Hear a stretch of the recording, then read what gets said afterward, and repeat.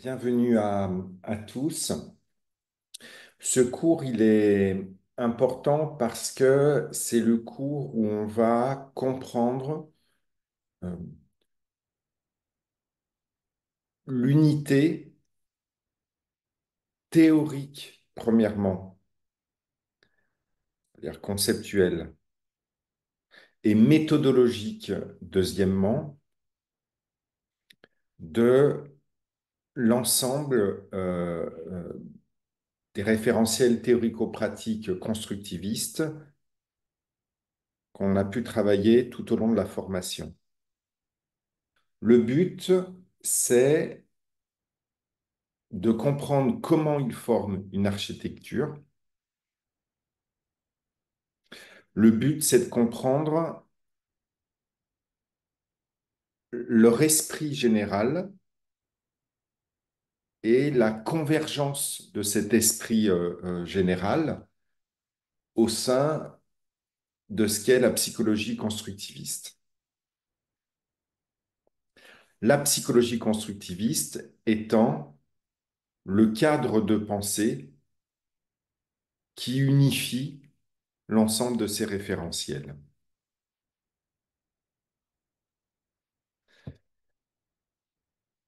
La psychologie constructiviste, elle se traduit fondamentalement par une question de déconstruction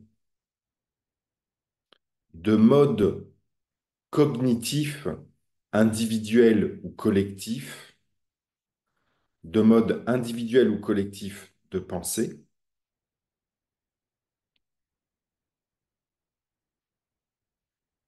déconstruction parce qu'ils sont manifestement dysfonctionnels, pas tant parce ils seraient faux en eux-mêmes. Question du vrai ou du faux est une question, on va dire, secondaire dans l'approche constructiviste, pas parce qu'ils seraient faux, mais parce qu'ils sont manifestement contre-productifs.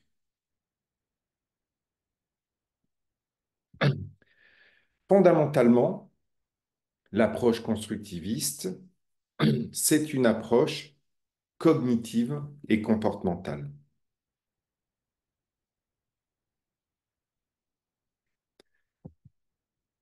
Comportementale, ça veut dire qu'on va mettre en place, ici et maintenant, un plan d'action au service des finalités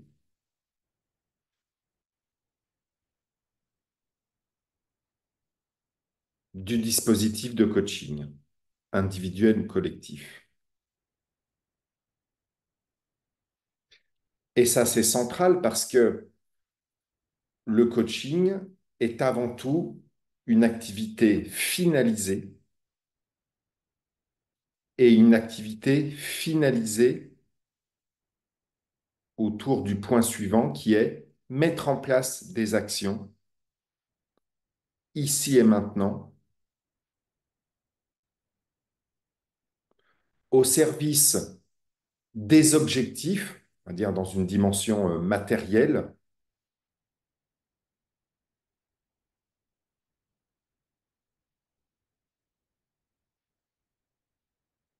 et au service aussi des valeurs et des aspirations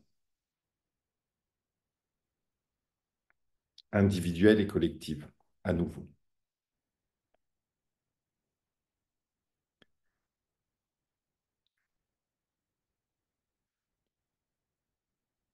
Donc on est dans le cadre d'une approche comportementale parce que le but, c'est avant tout d'agir ici et maintenant, au service de l'efficience professionnelle, parce qu'on est dans un cadre de coaching professionnel,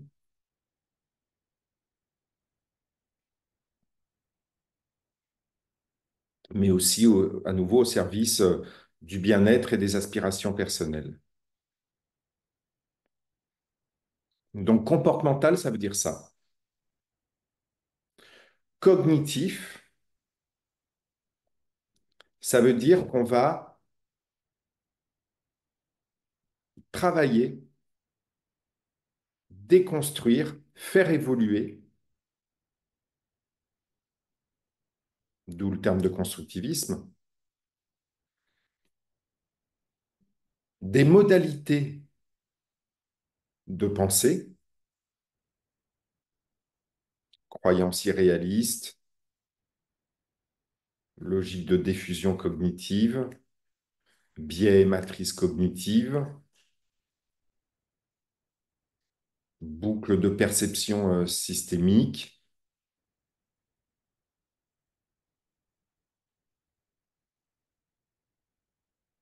On va travailler des contenus et des modalités de pensée qui manifestement font obstacle à la réalisation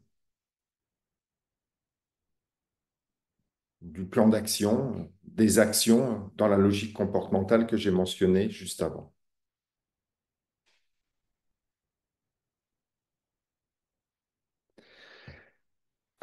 Tous ces référentiels que l'on a vus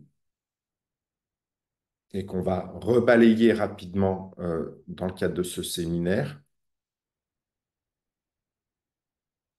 sont toujours dans cette dynamique-là, cognitivo-comportementale, que je viens de mentionner.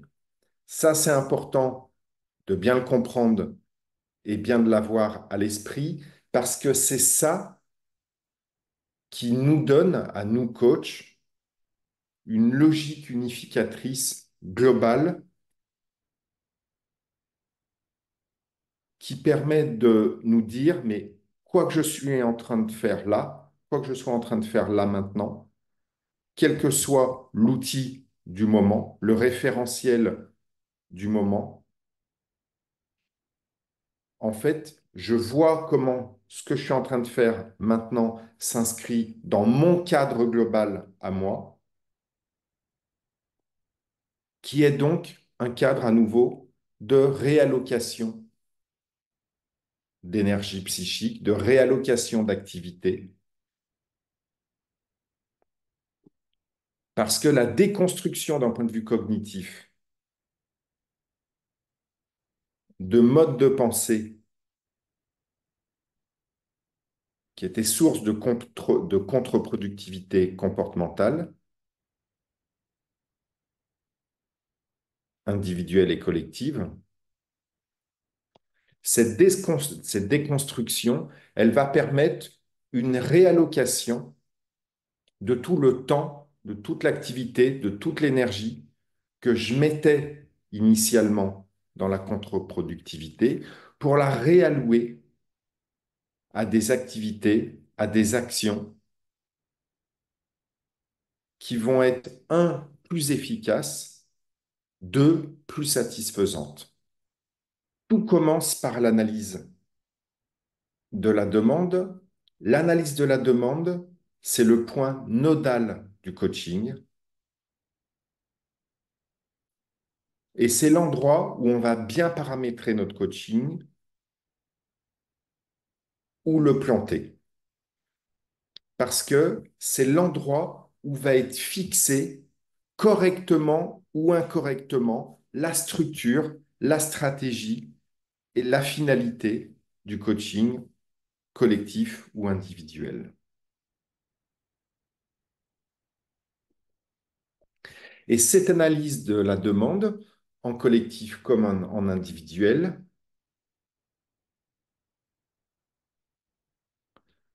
par-delà les éléments techniques, méthodologiques qu'on a pu voir sur l'analyse de la demande en individuel et en collectif, cette analyse de la demande, il faut la réaliser à la lumière de ce que je vous ai dit juste avant, à savoir à la lumière de l'architecture globale de l'intervention qui va être la nôtre, architecture qui est dans une dynamique cognitive et comportementale.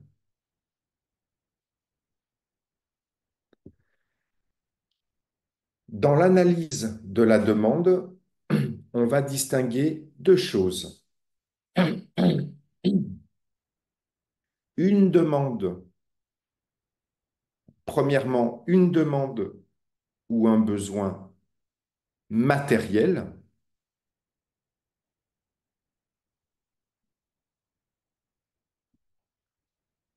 lié a priori parce qu'on est en coaching professionnel à des dimensions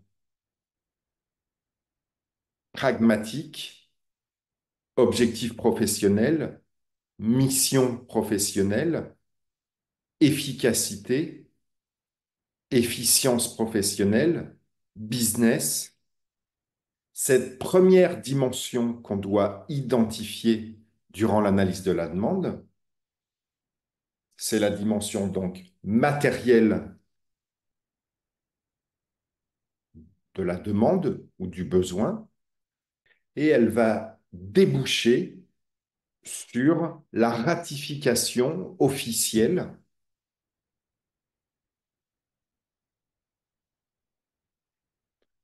notamment durant l'entretien tripartite initial, d'un certain nombre de comportements ou d'indicateurs comportementaux dont la mise en place progressive est la finalité du coaching.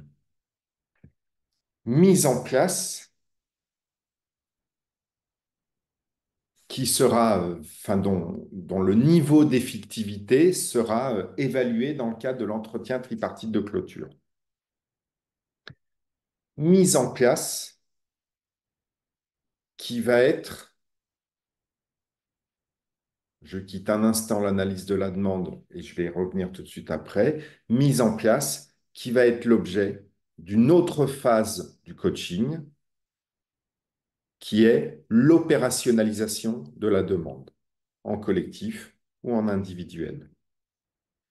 Donc, l'opérationnalisation de la demande, elle va porter sur cette dimension-là, sur la dimension 1 du besoin, la dimension matérielle. Opérationnalisation de la demande qui va être réalisée dans une logique OG-OS, objectifs généraux, objectifs spécifiques, avec des OS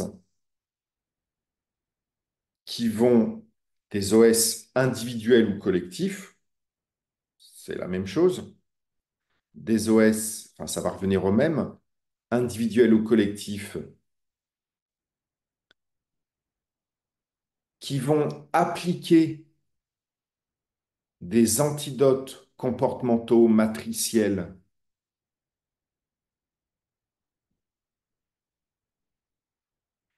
quand on est dans une logique matrice cognitive. OS à nouveau, qui vont, pour certains d'entre eux, éventuellement aussi appliquer des valeurs au sens des valeurs de l'acte, l'approche d'acceptation et d'engagement,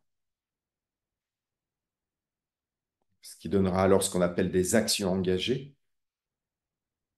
OS qui seront aussi dans dans une logique collective systémique des prescriptions comportementales à 180 degrés. OS, enfin, qui pourront aussi être des actions de réalisation des forces au sens de la psychologie positive lorsqu'on est dans une logique de psychologie positive. Là, je fais une pause, je prends un peu de recul. Je vous ai dit que dans l'analyse de la demande, il y a deux dimensions. La première dimension, c'est la dimension matérielle.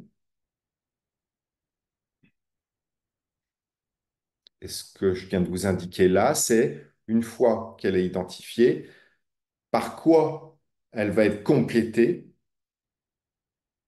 en termes d'opérationnalisation de la demande, c'est-à-dire de démarche de comportementalisation, dans les séances ultérieures et dans le cadre de un ou plusieurs des référentiels que je viens de vous indiquer à l'instant. Deuxième dimension de l'analyse de la demande, dimension plus subtile, moins visible, moins manifeste,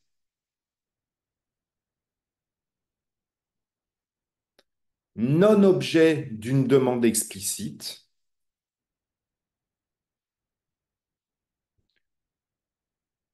donc devant être inférée, c'est la dimension subjective de la demande ou du besoin,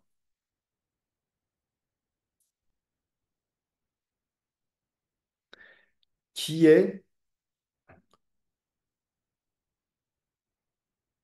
un mode de fonctionnement cognitif,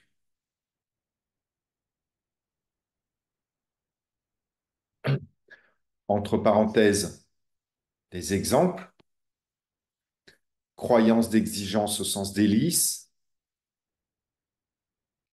pensée automatique contre-productive, absence d'identification des valeurs au sens de l'acte, boucle de perception-réaction systémique contre-productive, volonté de contrôle au sens de l'acte, au sens de la psychologie stoïcienne, biais cognitif et matrice cognitive, fusion cognitive au sens de l'acte, lutte expérientielle, c'est-à-dire non-acceptation émotionnelle au sens de l'acte, absence de contact avec ses forces au sens de la psychologie positive.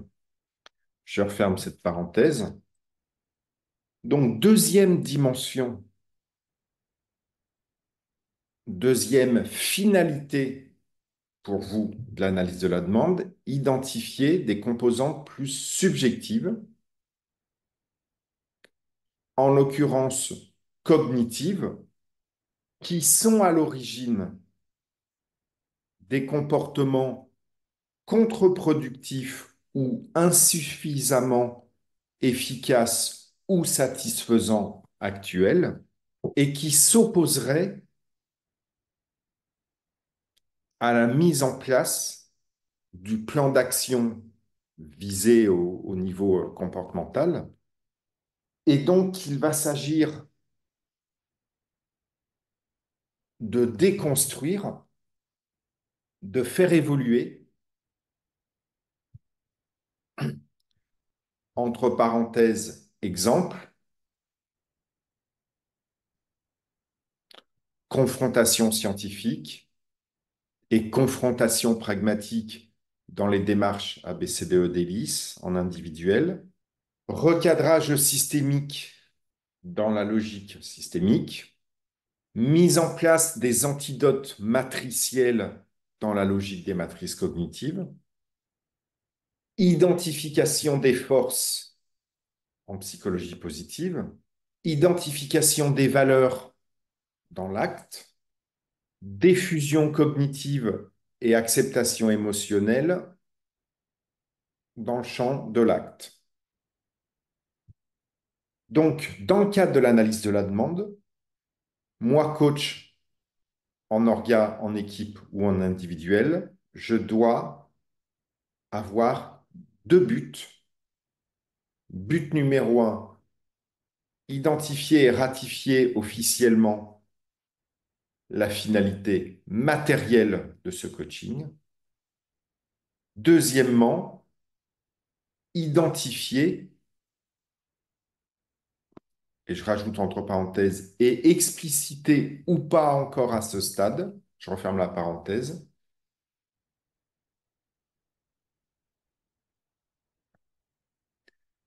des éléments, des entités, des limites, des problématiques cognitives, entre parenthèses, exigence, contrôle, fusion cognitive, lutte expérientielle, biais et matrice cognitive, boucle de perception, réaction contre-productive, absence de contact avec les valeurs et les forces, Donc, dysfonctionnement cognitif, problématique cognitive, dont je sais qu'il faudra les mettre en objet de travail, les travailler à différents moments de ce coaching que je vais mettre en place.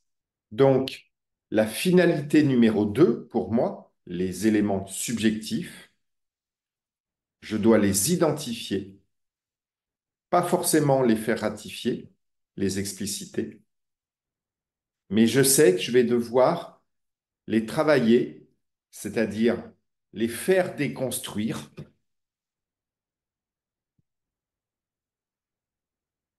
à certains moments du coaching, avec de l'ABCDE d'Élise, avec l'approche du manager coach stoïcien, avec le recadrage systémique, avec la démarche des matrices cognitives, etc.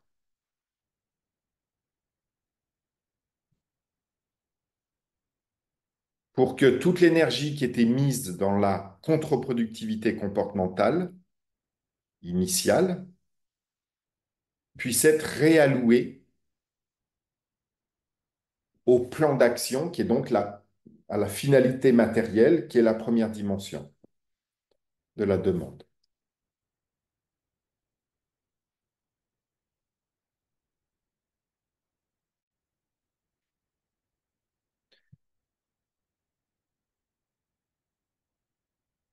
À nouveau, ici, je ne vous fais pas un cours de méthodologie. Je vous fais un cours d'architecture conceptuelle et méthodologique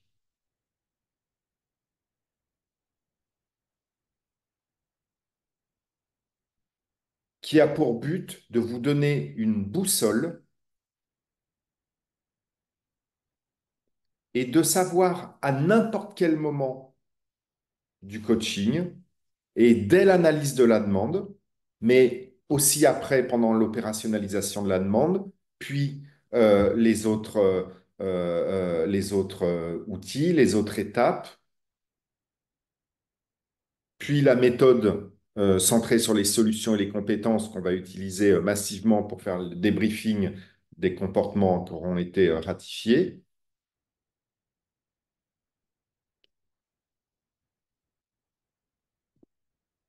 Et ça jusqu'à l'étape finale, quel entretien tripartite de clôture, collectif ou individuel. Boussole qui à chaque moment me dit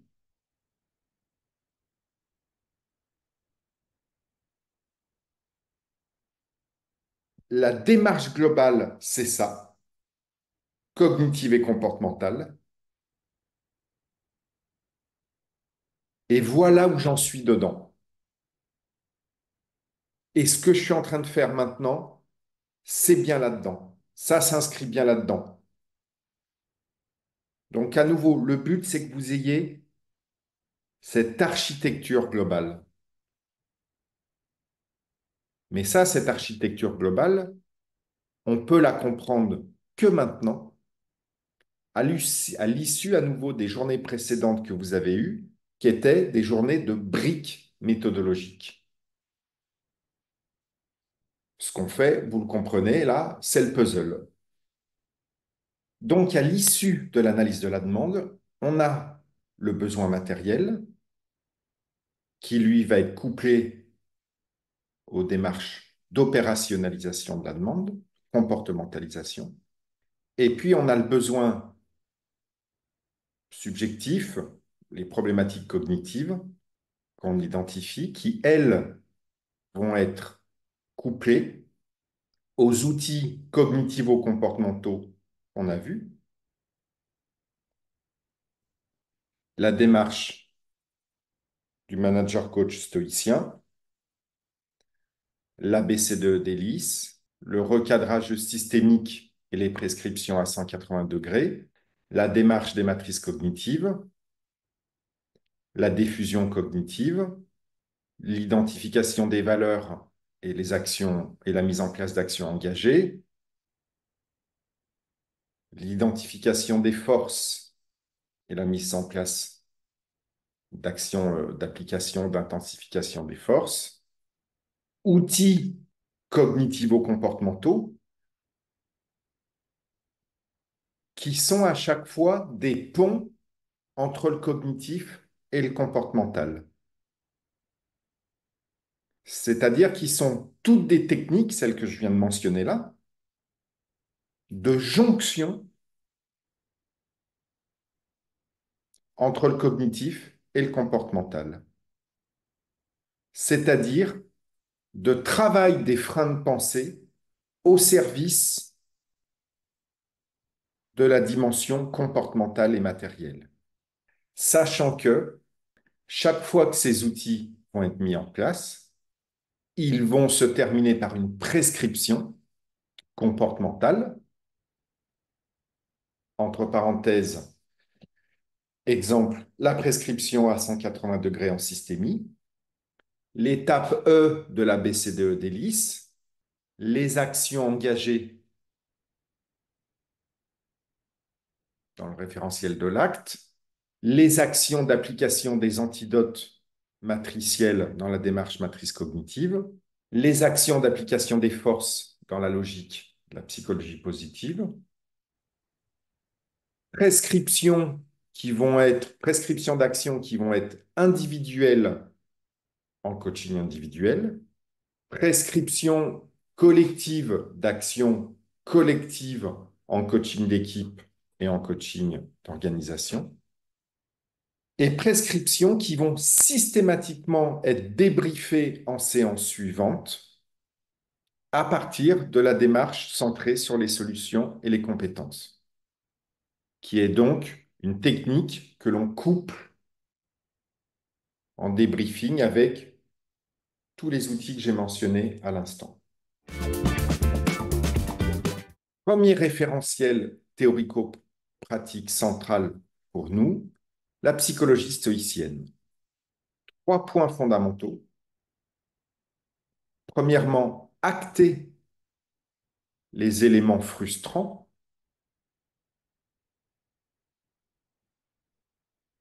entre parenthèses, ce qui veut dire sûrement pas les dénier dans une espèce de démarche de pensée positive.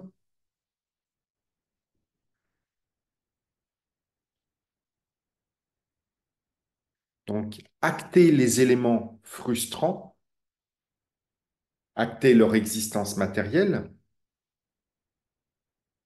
mais acter aussi l'inconfort bien réel, par exemple au niveau émotionnel à un niveau 1 que ça génère en nous, acter ces éléments frustrants qui sont des tadeuke fémines, nous dit Épictète, qui ne dépendent pas de nous,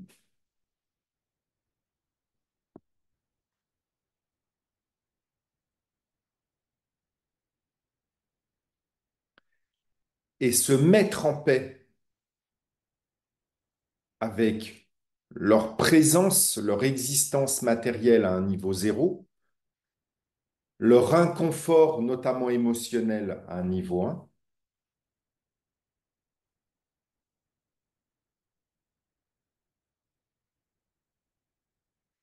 donc se mettre en paix avec cela dans ce qu'on appelle le niveau 2.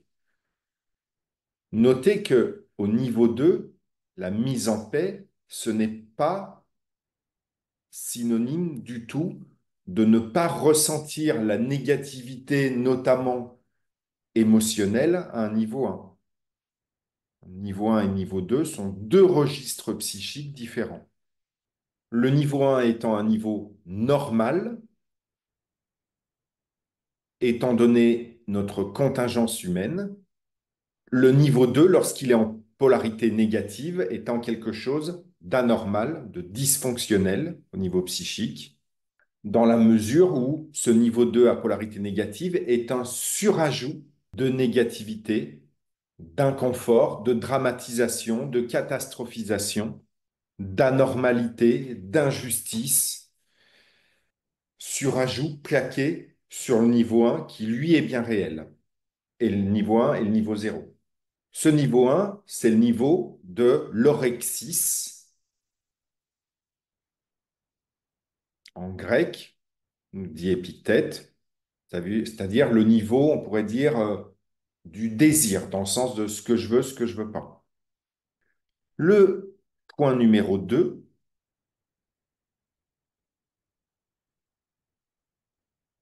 sachant que ces 3 points que je vous énumère ne sont pas fondamentalement 3 choses différentes, plutôt 3 facettes d'une seule et même chose. Le point numéro 2, c'est l'hypolepsis. L'hypolepsis, c'est le niveau 2, c'est-à-dire les jugements de valeur. Façon de traduire hypolepsis en grec, c'est se saisir de.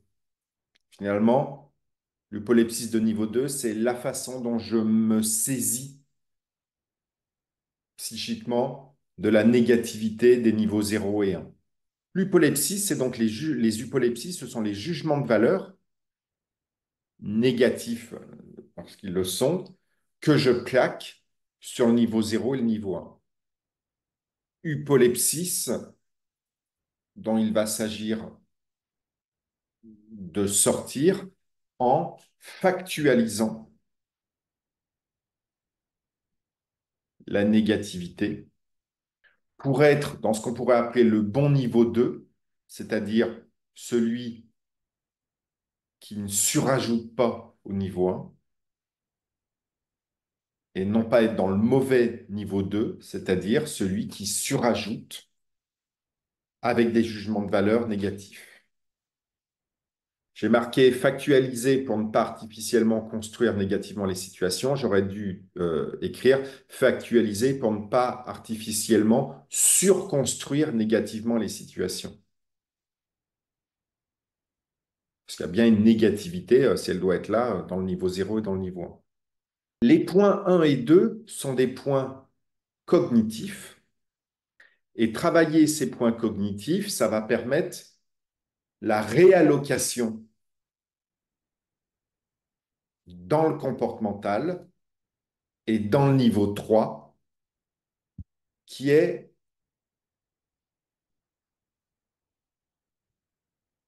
le niveau des ormailles, or l'ormais au singulier, nous dit Épictète, qui est jouer notre rôle social. Et en l'occurrence, notre rôle professionnel, parce qu'on est dans un cadre de coaching professionnel avec un poste, une mission et une finalité associées à ce poste.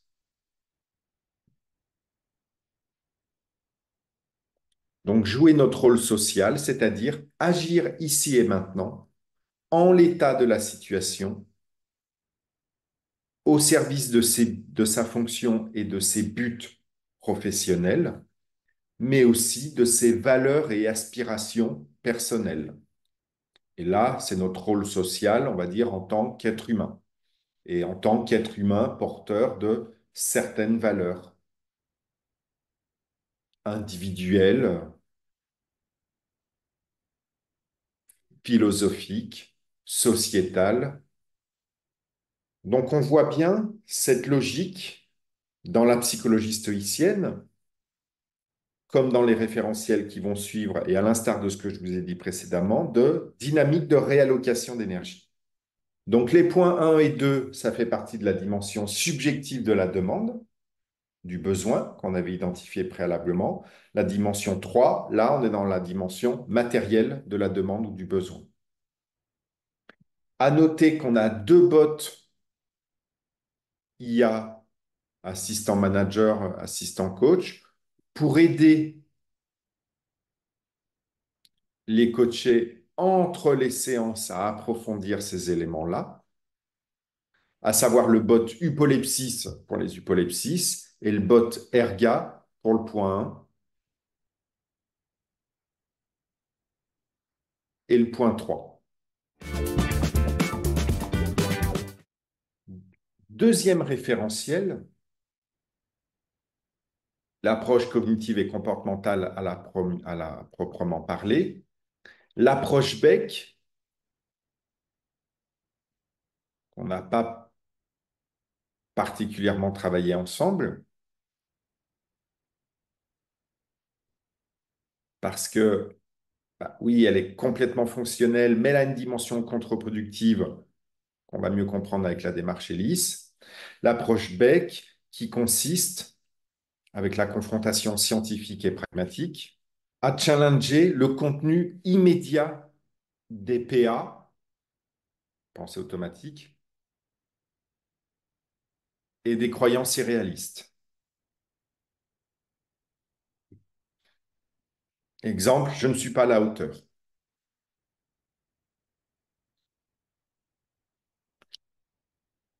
Approche Hélice, qui, elle, en revanche, dans le cadre notamment de la démarche ABCDE d'Hélice, vise, avec la confrontation scientifique et la confrontation pragmatique, à challenger non pas le contenu même de la pensée, mais son méta-contenu sous-jacent,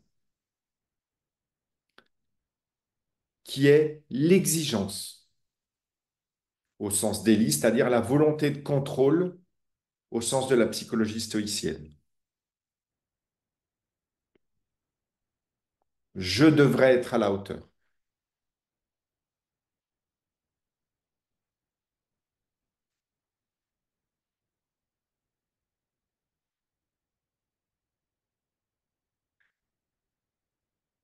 La démarche, enfin, dans une logique, on va dire, plus récente en termes de recherche scientifique, des matrices cognitives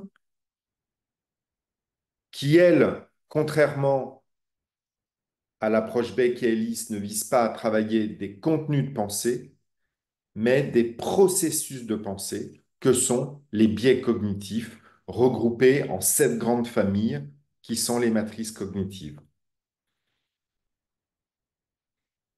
Donc là, on a le test des matrices cognitives qui nous permet de faire un diagnostic, tout comme d'ailleurs, on a le pré-test upolepsis qui nous permettait de faire un diagnostic sur les upolepsis dans le référentiel précédent de la psychologie stoïcienne.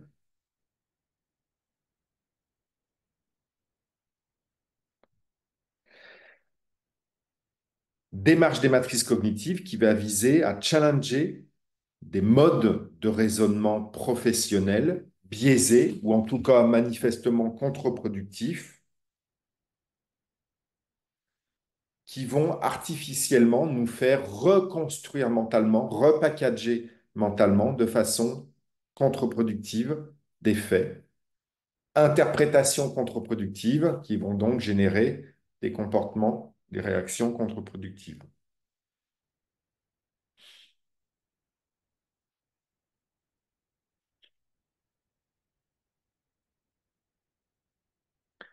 Pareil, ici, entre les séances, on a le bot IA Logos qui permet au coaché de travailler ses vulnérabilités matricielles propres à lui, parce qu'il peut choisir les matrices sur lesquelles il va travailler, et de les travailler, c'est la spécificité de Logos, dans des situations professionnelles qu'il va indiquer au bot, l'utilisateur, qui sont euh, complètement centrées sur la réalité professionnelle quotidienne du coaché ou des coachés. Les bots IA, pour rappel, pouvant s'appliquer, enfin, étant aussi pertinents en coaching individuel qu'en coaching collectif, parce que en coaching collectif, on a beau être en collectif, qui va faire les actions? Qui va faire les actions collectives ratifiées collectivement? Ce sont les membres individuels de l'équipe ou du collectif.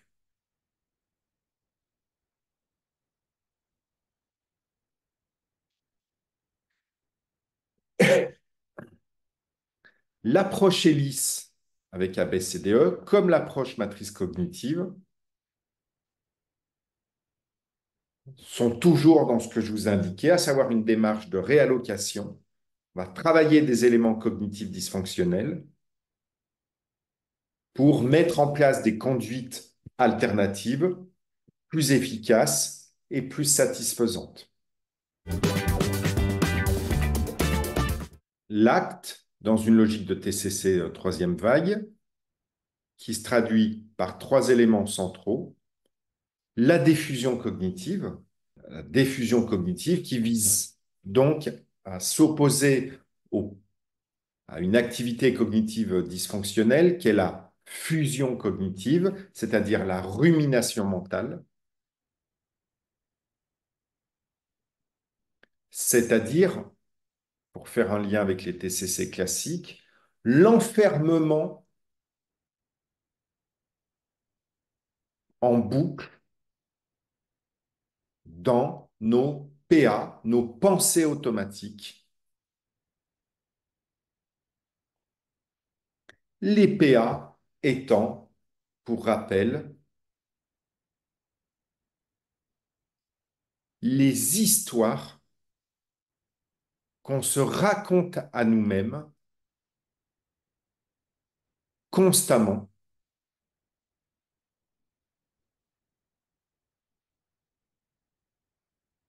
Et depuis que vous m'écoutez aujourd'hui, vous en avez certainement eu parce qu'on en a régulièrement, constamment. Donc les PA, les histoires qu'on se raconte à nous-mêmes, sachant que quand on est dans une logique de fusion cognitive, eh bien, on devient absorbé, aspiré dans le trou noir de ces pensées automatiques. L'acceptation émotionnelle, qui vise à contrer la dynamique de ce qu'on appelle la lutte expérientielle à nouveau, qui consiste à refuser la présence, l'existence et l'inconfort de nos émotions négatives en nous. La lutte émotionnelle se traduisant par une métacroyance de type il n'est pas normal que je souffre, il n'est pas normal que je ressente des émotions négatives. Ces émotions négatives sont inacceptables et insupportables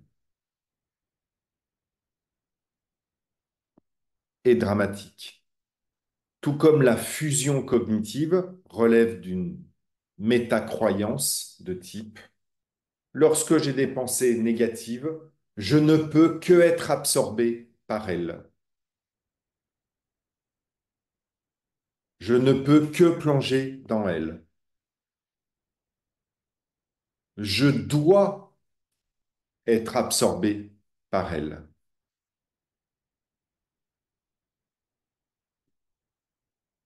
car elles sont forcément vraies. Notez que la diffusion cognitive et l'acceptation émotionnelle relèvent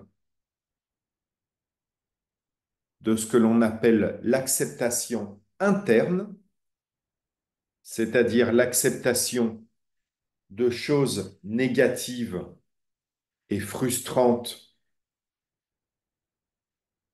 à l'intérieur de nous,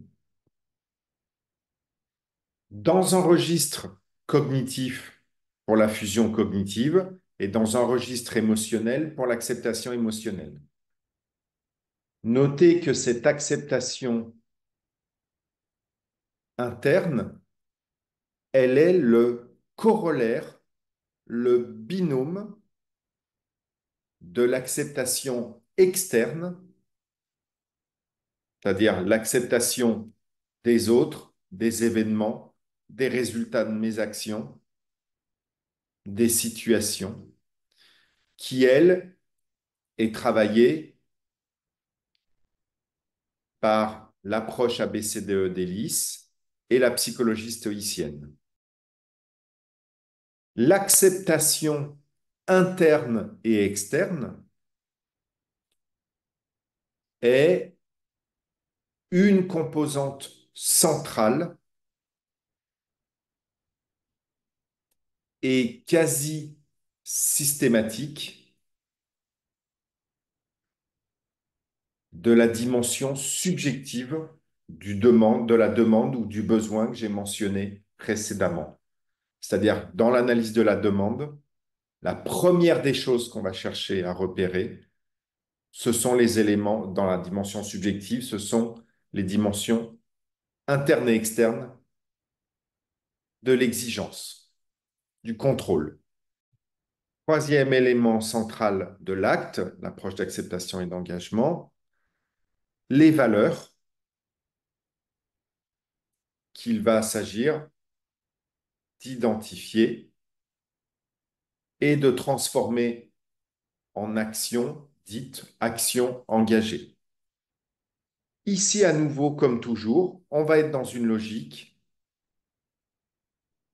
d'identification d'entités cognitives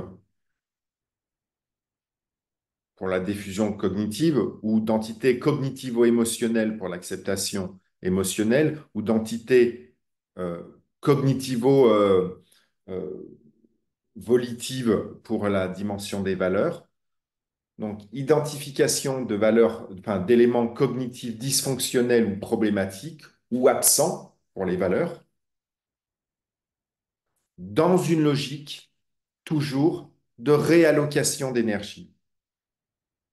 Toute l'activité, tout le temps, toute l'énergie, toutes les actions contre-productives que je mettais en place dans le cadre de la fusion cognitive, de la lutte émotionnelle et de l'absence de contact avec mes valeurs, je vais pouvoir, nous allons pouvoir, si on est en collectif, fort maintenant de la diffusion cognitive, de l'acceptation émotionnelle, du contact avec mes valeurs ou nos valeurs collectives,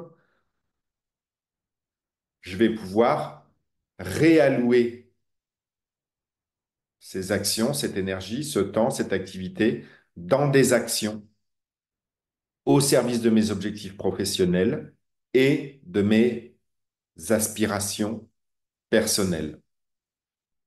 À noter que les valeurs ne doivent pas être, enfin, faut pas tomber dans le piège des valeurs rigides qui deviennent un absolu et l'objet de processus d'exigence. La psychologie positive, c'est 3 points. Premièrement, la conversion du regard, qui vise à se faire sortir de la surconstruction du négatif. Ça va se traduire notamment par la question des upolepsis, bien évidemment, et la question des biais de négativité dans la matrice 6 de la démarche des matrices cognitives.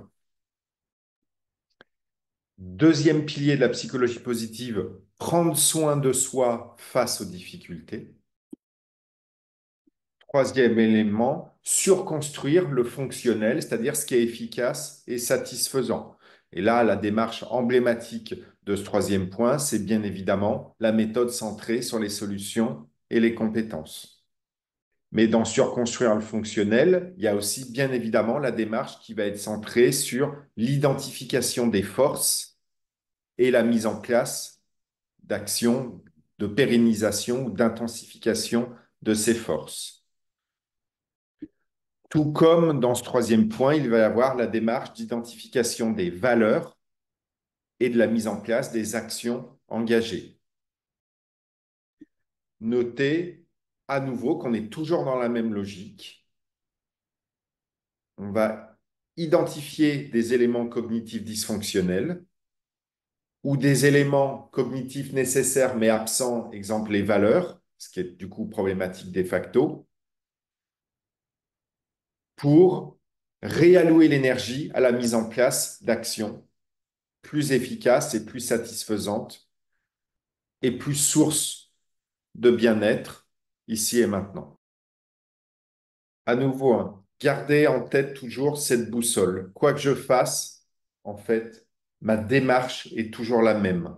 Je pars d'éléments dysfonctionnels d'un point de vue cognitif ou absent la question des valeurs pour remplacés par des éléments cognitifs plus fonctionnels, plus satisfaisants, que je vais pouvoir faire convertir en action plus efficace, plus satisfaisante au service des finalités du coaching.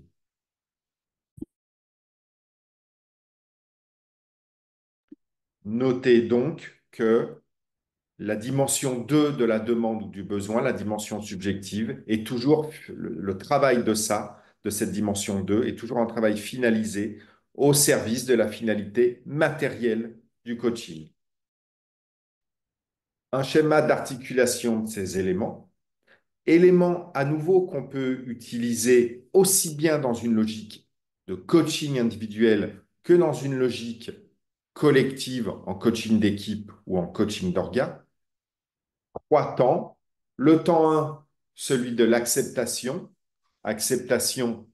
Donc le temps 1, c'est le travail, on va dire, cognitif, la dimension cognitive, là, qui se traduit, je vous l'ai dit, notamment, pas que, mais une bonne partie, c'est l'acceptation. L'acceptation externe dans la logique de la psychologie stoïcienne ou des TCC, et interne dans la logique de l'acte, ce qui va permettre une réallocation, cette réallocation d'énergie qui était initialement centrée sur le refus d'acter ce qui est et les jugements de valeur négatifs dans la logique de la psychologie stoïcienne, les croyances irréalistes et les pensées automatiques dans une logique de TCC, la fusion cognitive, non pas la diffusion comme il y a marqué, la fusion cognitive et la lutte expérientielle au sens de l'acte, la négativisation au sens de la psychologie positive, ces entités dysfonctionnelles, cognitives, en les modifiant, en les travaillant, ça va me permettre ou ça va nous permettre de réallouer toute notre activité initialement contre-productive dans jouer notre rôle, disent les stoïciens, c'est-à-dire agir ici et maintenant au service de nos rôles sociaux, professionnels notamment, collectifs ou individuels selon notre cadre de coaching, donc dans le sens de la psychologie stoïcienne, au service de mes objectifs dans une logique TCC, au service de mes valeurs au sens de l'acte, au service de prendre soin de moi face aux difficultés et intensifier ce qui est fonctionnel et satisfaisant au sens de la psychologie positive. Mais comprenez que de façon centrale, ces éléments que je viens de mentionner là au niveau de la réallocation, ils sont majoritairement, pour ne pas dire totalement, conditionnés en amont, et c'est certainement souvent le point de départ, conditionné par l'acceptation externe et interne. Parce que tant qu'on est dans le refus de la négativité interne et ou externe, c'est anormal, c'est injuste, c'est inadmissible, c'est insupportable, c'est pas possible.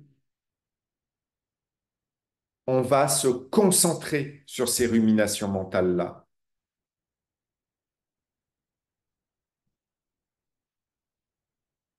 Et on ne va pas pouvoir passer à la phase de réallocation. Phase de réallocation qui se termine donc par de la prescription comportementale, parce que, à nouveau, le cognitif est au service du comportemental. Comportemental qui va être débriefé en séance suivante par la méthode centrée sur les solutions et les compétences dans une logique de psychologie positive, méthode qui a pour but de pérenniser et d'intensifier ces nouveaux comportements, un, plus efficaces, deux, plus satisfaisants. La systémie, enfin, là aussi que vous allez pouvoir travailler avec le bot OpenView.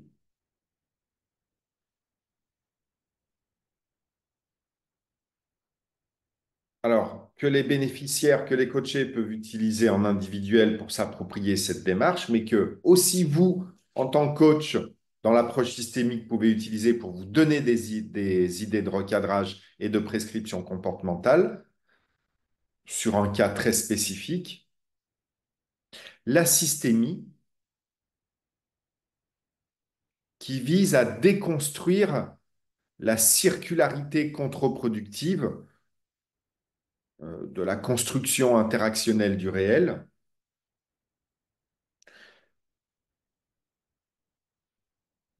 à savoir, on va dire, pensée problématique qui génère réaction problématique et ça s'enchaîne. Autrement dit, à déconstruire les boucles de perception-réaction contre-productive à travers le recadrage pour déboucher encore et toujours dans la logique comportementale qui est la nôtre sur les prescriptions à 180 degrés.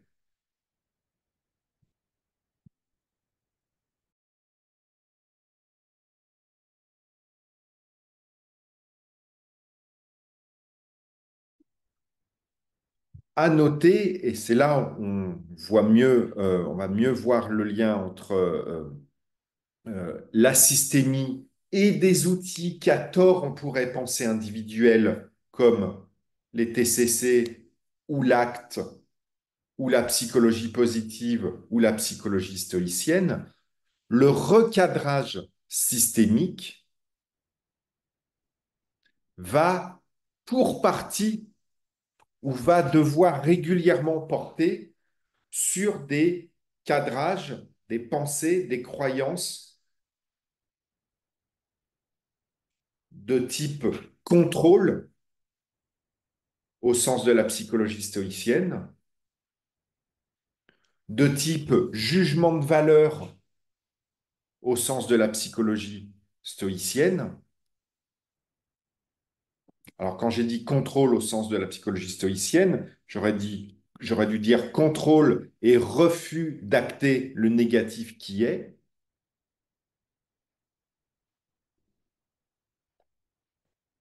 Pensée, c'est-à-dire cadrage, qui vont aussi pouvoir porter sur des modes de raisonnement matriciel.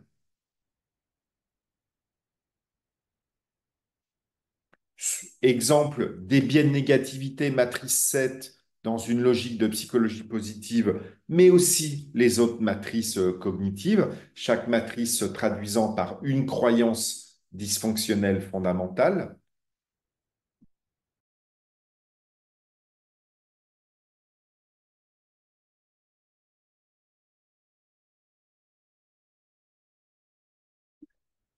Pensée qui va aussi pouvoir être traduite en termes d'absence de contact avec ses valeurs. Et donc le recadrage va viser dans ce cas-là se remettre en contact avec ses valeurs.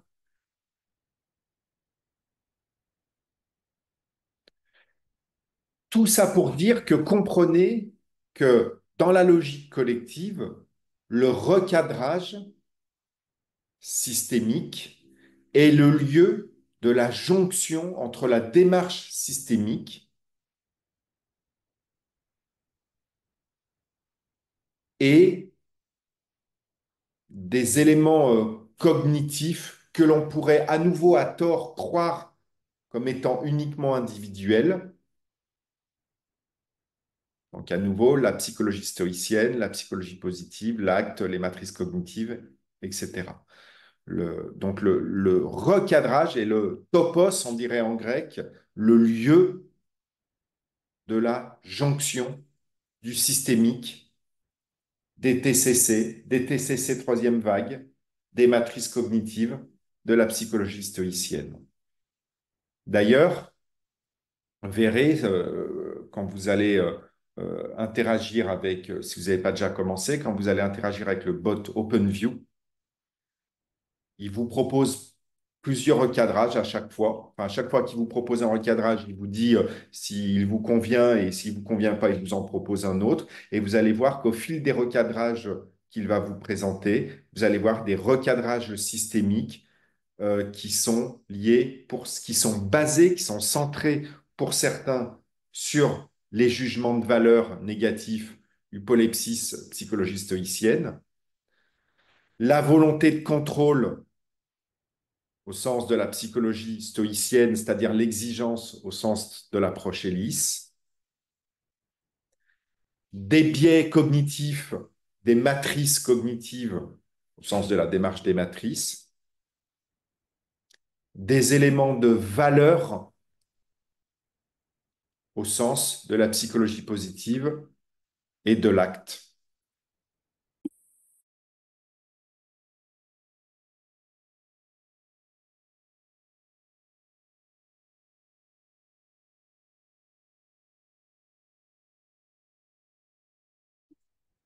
Donc, pour les gens qui sont en collectif, en coaching d'équipe et en coaching d'orga, je vous invite à utiliser massivement OpenView comme outil pédagogique pour vous, pour voir des exemples concrets d'articulation TCC, TCC, troisième vague, psychologie stoïcienne, matrice cognitive et systémie.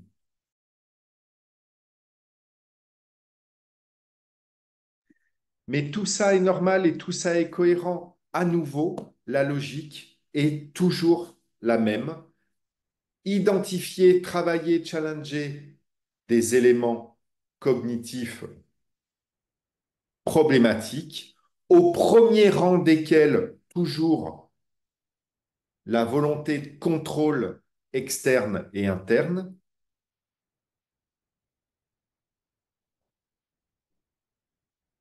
pour réallouer les actions, l'énergie, l'activité initialement mis dans les actions contre-productives ou non satisfaisantes qui sont l'objet de l'appel à nous en tant que coach. Donc, pour réallouer cette énergie, ces actions, cette activité, tout ce temps, dans des actions plus efficaces et ou plus satisfaisantes, ce qui est également l'objet de l'appel à nous, coach.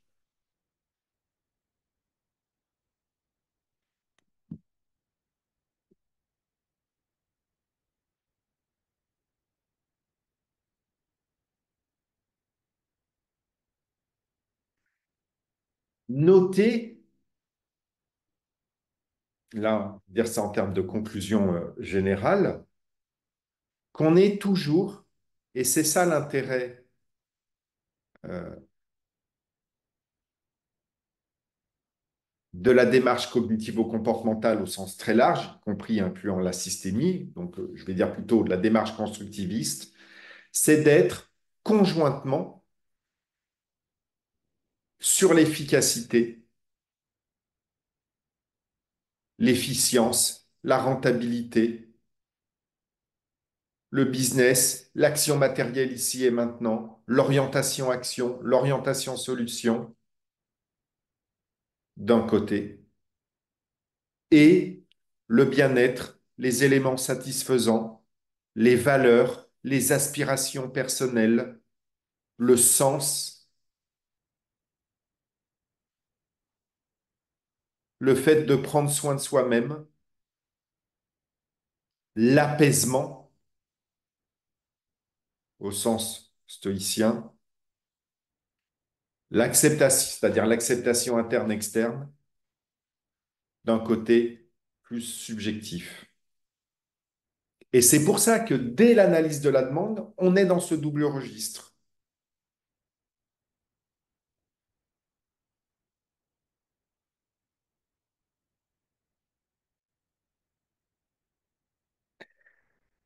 À noter qu'il y a deux podcasts que l'on vient de sortir. Un podcast sur la démarche systémique que je vous invite à visionner, même si vous êtes en individuel.